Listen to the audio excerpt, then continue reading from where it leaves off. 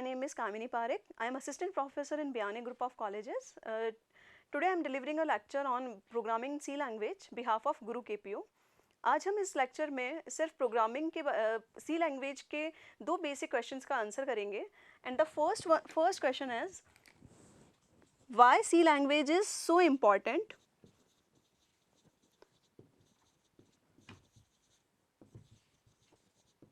And the second one is history of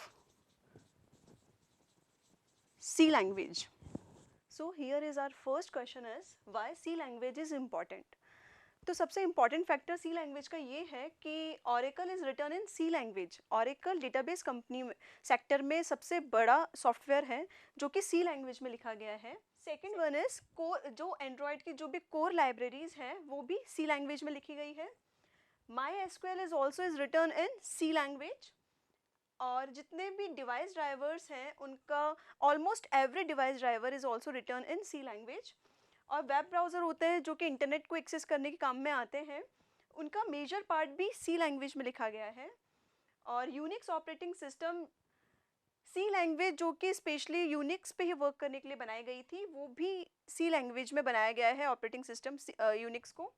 and the last one is C is the world most popular programming language. आज जितनी पहले जितनी सी popular थी आज भी उतनी ही पॉपुलर है. उसके पॉपुलरिटी में कोई कमी नहीं आ रहा है क्योंकि आप देख रहे हैं कि कितने सारे ऑब्जेक्टिव को सी लैंग्वेज फुलफिल करती है. फॉर स्टूडेंट के पर्पज़ के लिए सी लैंग्वेज क्यों इंपॉर्टेंट है, क्योंकि इसके दो बेसिक फीचर्स हैं. पहला है कि जितनी भी प्रोग्रामिंग स्किल्स हैं वो सी से आपकी डेवलप हो सकती है.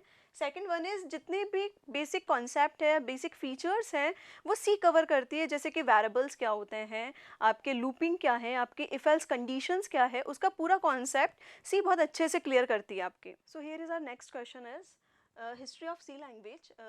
मार्टिन रिचर्ड 1969 में मार्टिन रिचर्ड ने एक लैंग्वेज डेवलप की जिसका नाम था BCPL, जिसका फुल फॉर्म है बेसिक कंबाइंड प्रोग्रामिंग लैंग्वेज.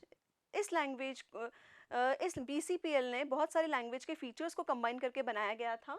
1966 में कैन थॉमसन जो कि बेल लैब में काम करते थे उन्होंने 1969 में बी लैंग्वेज बनाई जो कि BCPL का ही एनहांस वर्जन था. उन्होंने मार्टिन सर को एज ए ग्रीट करते हुए अपने लैंग्वेज का नाम उनकी लैंग्वेज के BCPL लैंग्वेज के फर्स्ट नाम से स्टार्ट किया जिन्होंने उनको बी लैंग्वेज नाम दिया.